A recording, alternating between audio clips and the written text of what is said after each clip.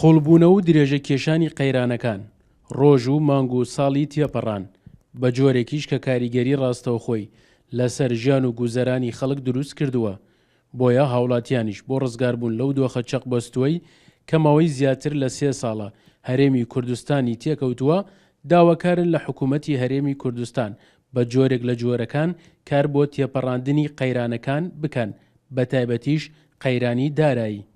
وەڵی قەیرانەکە خۆی دروست کراوە تەماشاکە ینی تۆ چەند ساڵ لە 2014 تا ئێستا دروستێکن بەردەوام قەیران لە شوێن قەیرانتێت خەڵک لە داماییە خەڵک هیچی نییە ئێستا تەماشا بازارە بکە یەک شت قیمەت ناکە بۆ چارەسەری ناکەن جارێ هەر خۆیان بەس پارەی خۆیان و بگەڕێنەوە بنەو حکوومەت هەموو شتێ بۆ خەڵکە کرێ. هاوڵاتیان دەڵێن دواکەوتنی موچە و چارەسەر نەکردنی قەیرانەکان لە هەرێمی کوردستان کاریگەری نەرێنی لەسەر ژیانی ڕۆژانەی خەڵک دروست کردووە بە جۆرێکیش کە بۆتە هۆی وەستانی جموجۆڵی بازار و سەرهەڵدانی دیاریدەی بێکاری لە کۆمەڵگەدا. بوونی ئەم قەیرانەوە ئێمە حاڵمان زۆر بەشێوە وەکو هاوڵاتی وەکو مۆزەف وەکو سایق وەکو دوکاندار نەک بڵێم وەکو هەموو کاسی وەکو ئەوانەوە دەستگێریانێ بگە عەرەبانیانێ لە گەرمیان نەک لە گەرمیان لە هەموو شوێنەکانە ئێسێمێکی بوو هاتم بۆ بازار داوا زۆر شتم لێکەن ئێشی ئەوان بۆی ئەوم بێرە من نییە بەچی بۆی بێرم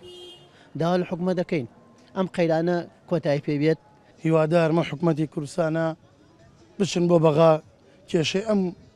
ئەم خەڵک و هەژار و داماوە حەلکەن ئەم قەیرانە بچنە خۆیانە. وەکەوەی هاوڵاتیان و دانیشتوانی قەزای کەلار ئاماژەیان بۆ کرد لە ئێستادا هیچ دەرەچەیەک بۆ ڕزگاربوون لەم قەیرانە دارایی و سیاسیەی کە حکوومەتی هەرێمی کوردستان و هاوڵاتیانی تێکەوتووە بەدی ناکرێت بۆیە دەستپێکردنەوەی گفتوگۆکان و گەڕانەوە بۆ بەغداد بۆ بەدەستێنانی شایستە دارایەکانی هەرێمی کوردستان بۆ ئەم قۆناغەی ئێستا بە گرنگ دەزانن. سەرکەوت ئەحمەد، کورسات نیوز، کەلار.